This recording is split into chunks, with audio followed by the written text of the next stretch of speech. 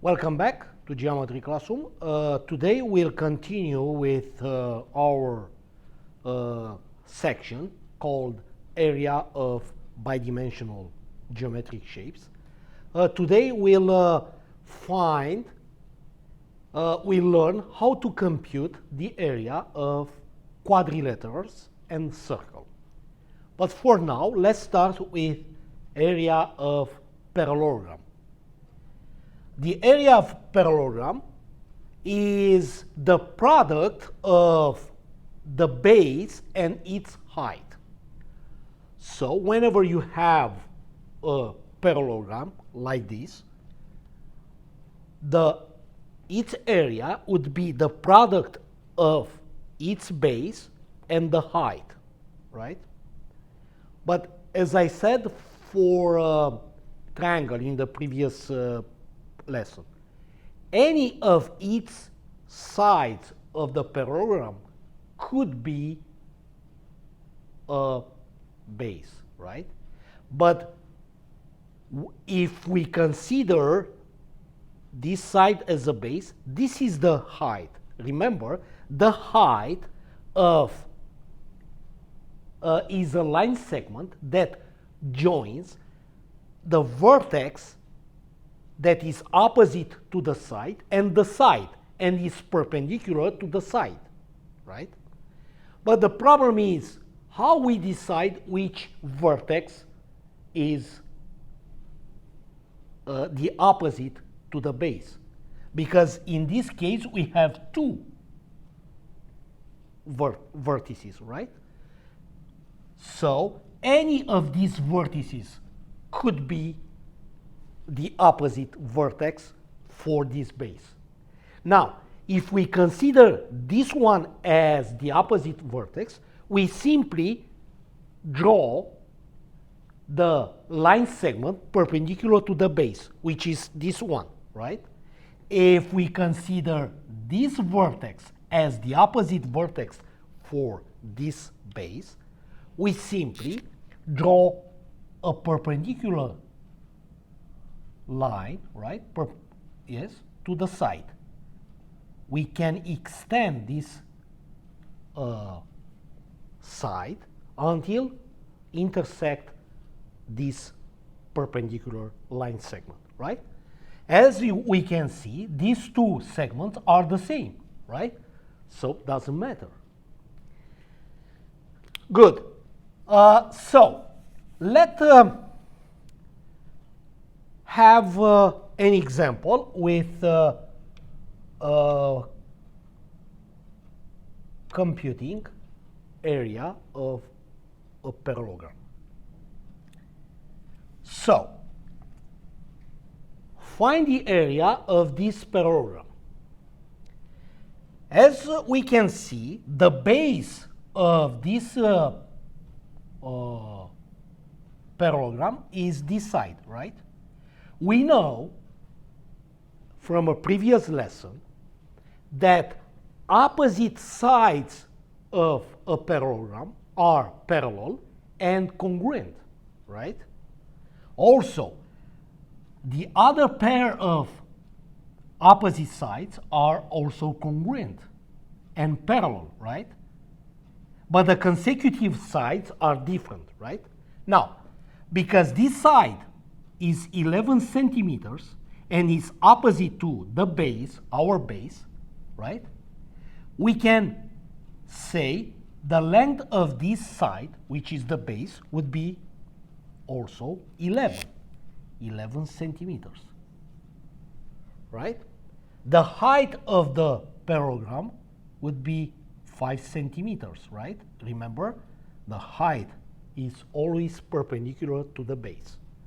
Now, we know the area of a parallelogram equals base times height, right? We simply plug in. Area would be base is 11 times height is 5. Yes?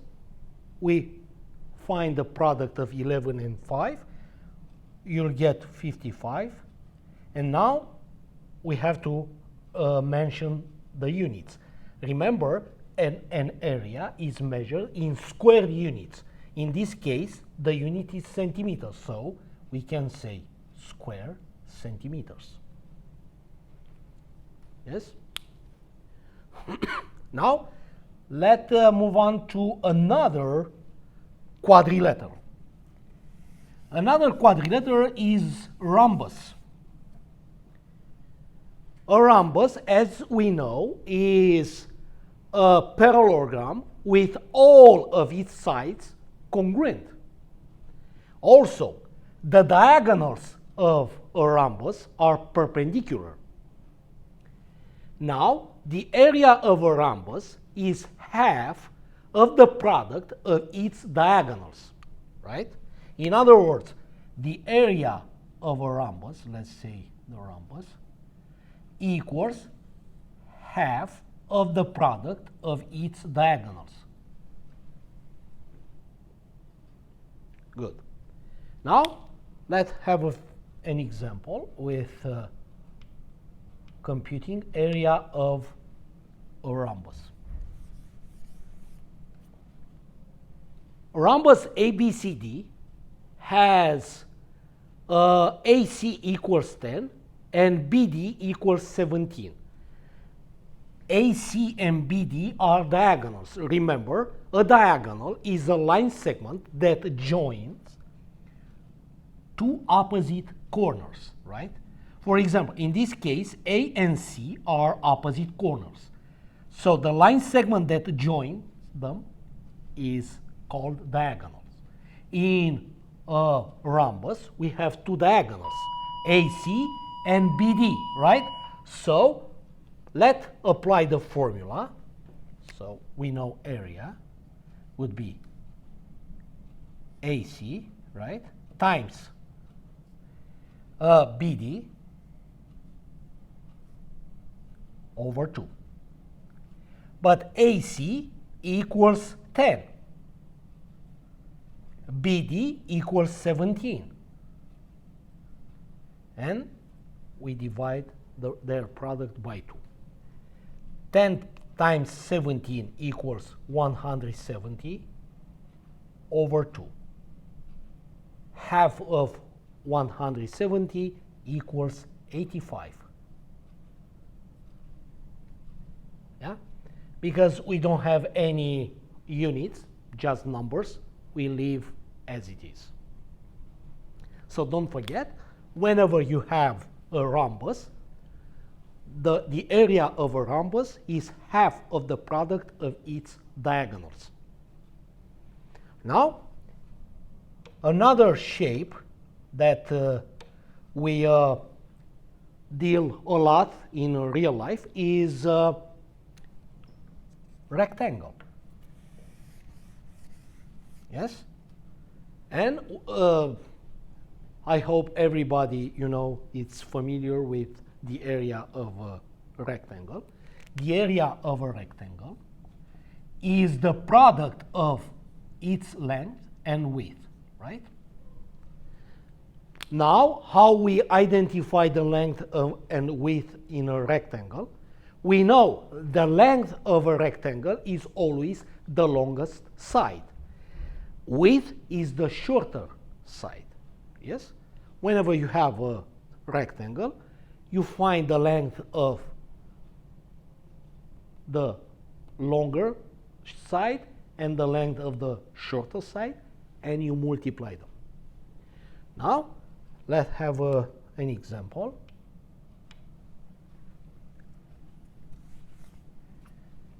Find the area of a rectangle. In this case, so let's rewrite the formula, length times width. Now, we have to identify L and W. In this case, L is 6 meters. Why? Because it's the longer side. And the shorter side would be automatically width. Yeah? Now, we simply plug in it. So, you're going to have 6 times 4, which is 24. Yes, 6 times 4 equals 24. And as a unit, would be square meters. So it's important to mention the measure, right? Don't forget, area is measured in square units. Good? Let's have another common quadrilateral, square. How we compute the area of a square? The area of a square, yes,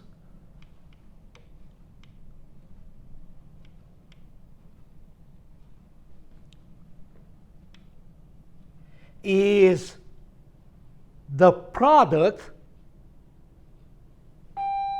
is the square of the length of each side.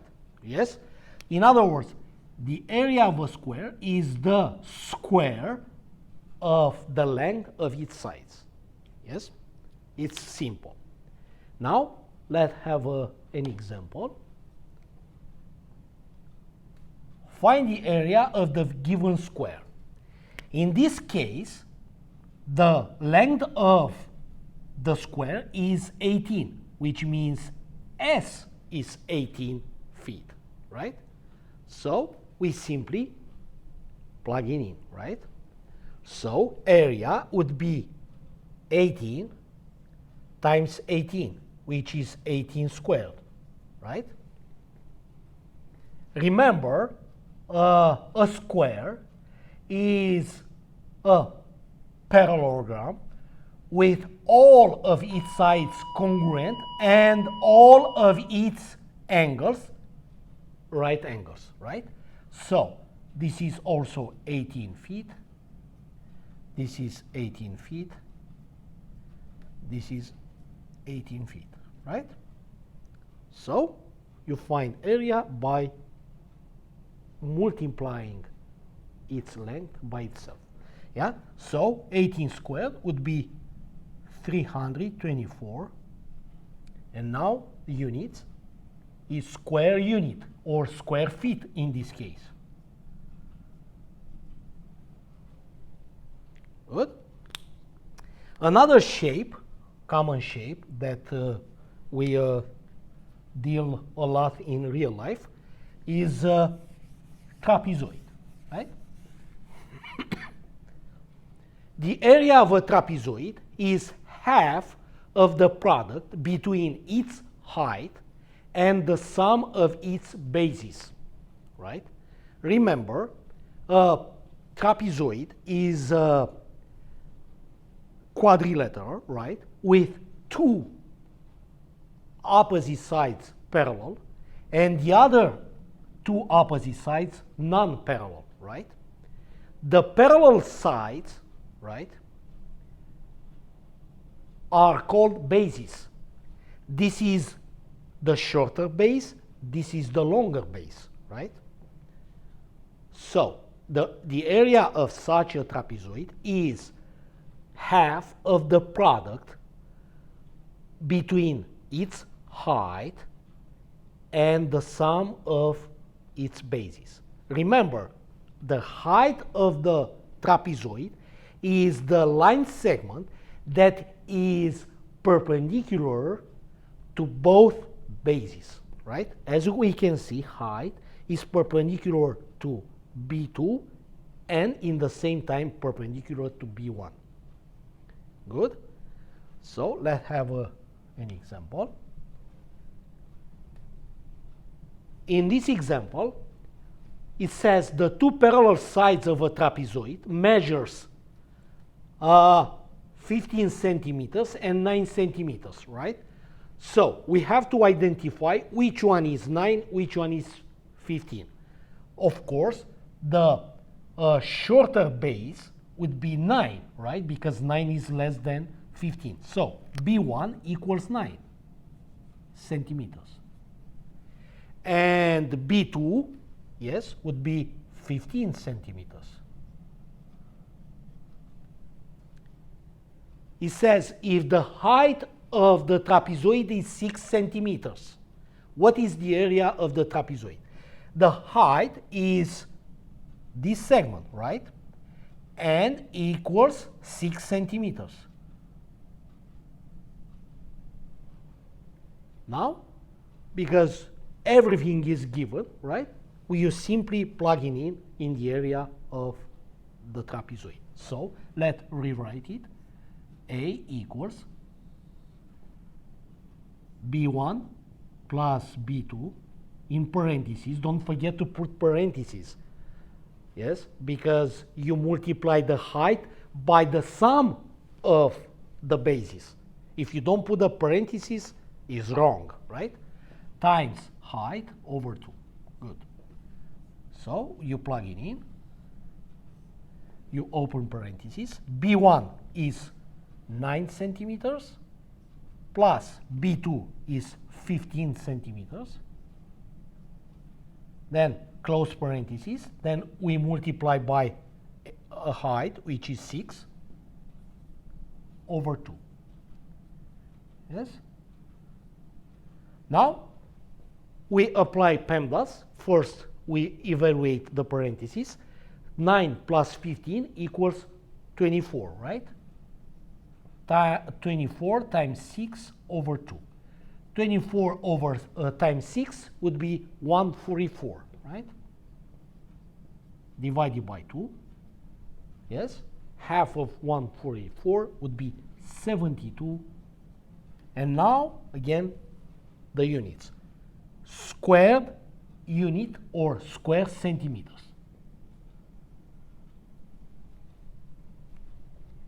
Good?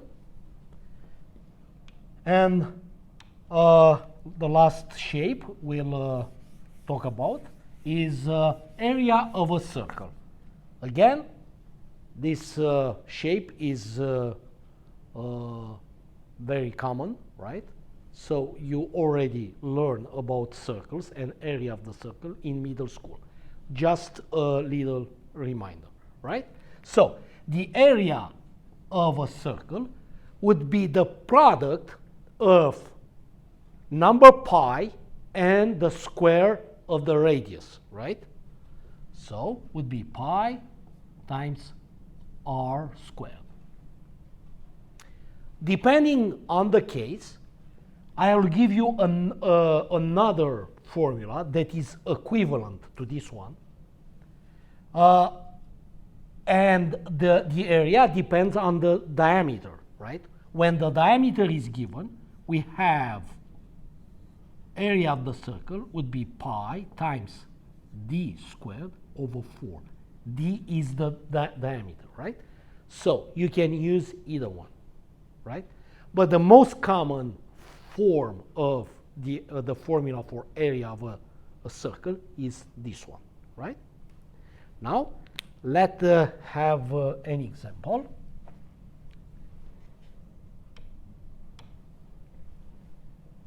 Find the area of a circle with a circumference of 26 pi feet.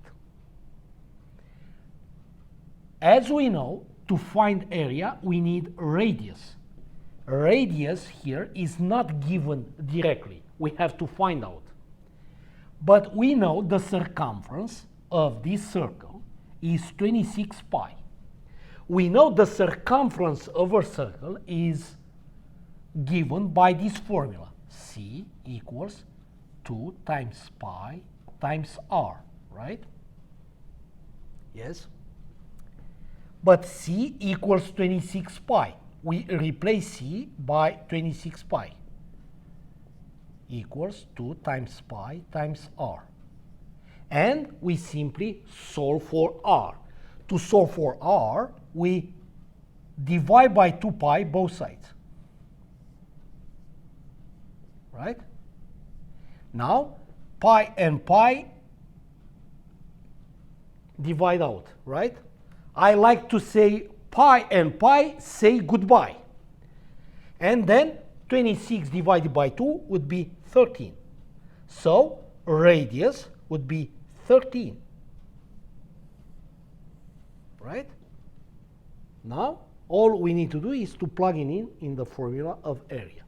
So area would be pi times radius is 13.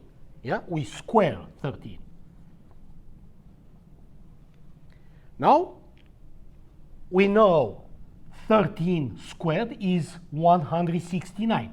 We can say pi times 169. Or, because the multiplication is commutative, we can say 169 pi. So, that's all we have for today. Next time, we'll talk about area of regular polygons. Thank you for watching my video.